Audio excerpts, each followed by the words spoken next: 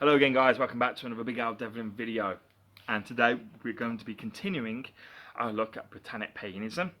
Specifically, at the moment we're looking at totem animals of ancient pagans, and we're looking at horses today. Okay, now horses were a very important symbol to the ancient pagans of all denominations. Okay, and typically they crop up in so many different stories. Okay, but typically what they represent are power, or they're essentially symbols of power and possession, i.e. material wealth in essence. But they most significantly represent the realm of the Celtic otherworld, or spirit realm itself. They're direct representatives of the spirit realm. Now, why is this? Well, really, to understand the ancient pagan perspective of what horses were and what they represented, really you need to look at specifically the ancient pagan goddess of horses. Because of course, what horses represented is all personified and kind of brought in together in her personality and how she's depicted. Now, according to where you came from, you would have known her as, under a slightly different name. Okay, so if you were from Gaul, you would have known her as a Pona. If you were from Wales, you would have known her as a Rhiannon. And if you were Irish, you would have known her as Maca. Now, I'm half Welsh. I also have Irish lineage, so it's not really much of a good I could pick either one, but because I'm half Welsh, I'm going to go with the name of Rhiannon for the rest of the story and rest of this video, okay? Just for ease of reference. Now, Rhiannon was a typical Celtic or pagan god in the sense that she could very easily shapeshift, and even though commonly she is represented as a woman, she could also be, of course, represented as a white mare, okay, a white female horse.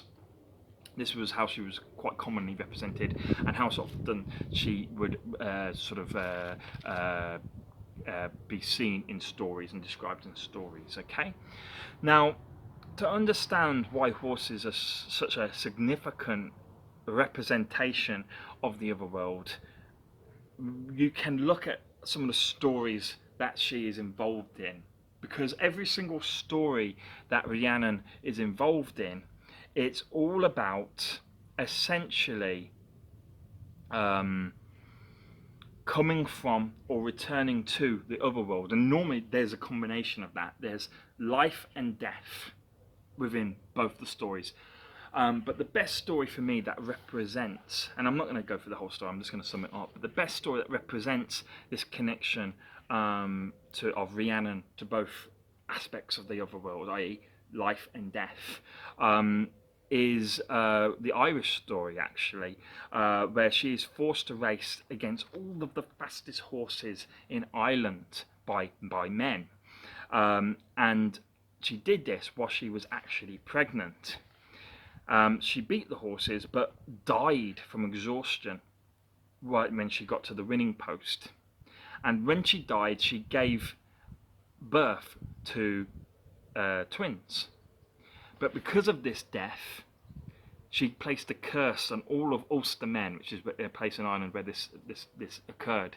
So if you're from Ulster, be warned, horses may not be your friends. But in summary, basically, the story of her racing and dying but giving birth at the same time is really, to me, a true representation of her connection to both life and death simultaneously, and thus her extremely close connection to the spirit realms or the other worlds.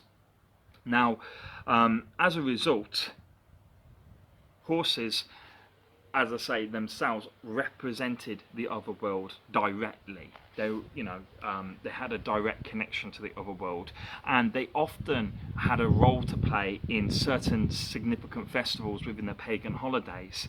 For example, during the festival of Beltane. If you're not aware what Beltane is, I will be going over that when I do a series on Celtic festivals and time of the year, basically the pagan calendar. But during the festival of Beltane, they opened the gates of life and carried the souls of the dead back to the underworld during the festival of Samhain, which is Halloween.